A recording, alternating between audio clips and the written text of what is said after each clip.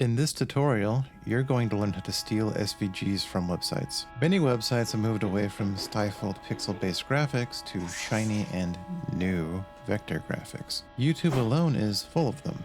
Even this logo in the top left is an SVG. What if you could leverage those client-facing vector graphics in your own Fusion compositions? Surprise, you can. And that's what we're going to do today. We're going to need 3 tools, and you probably have them: a text editor, a web browser, and DaVinci Resolve. Step 1 is finding an SVG that we want to borrow permanently. Let's say we're making a subscribe graphic.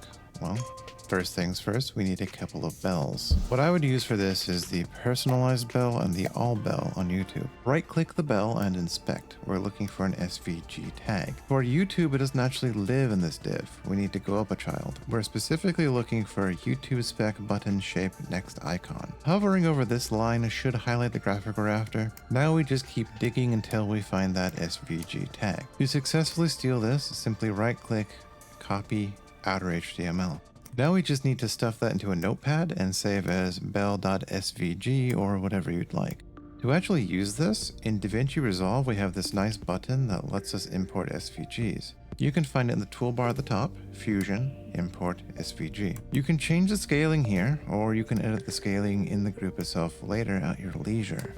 Sometimes the color won't be correct, but you have all the little polygons so you can very easily fix that. Sometimes the graphic won't look quite right, and you'll need to do some editing. But super easy fixes, there are plenty of SVG tutorials floating around on YouTube. Anyways, have a nice day.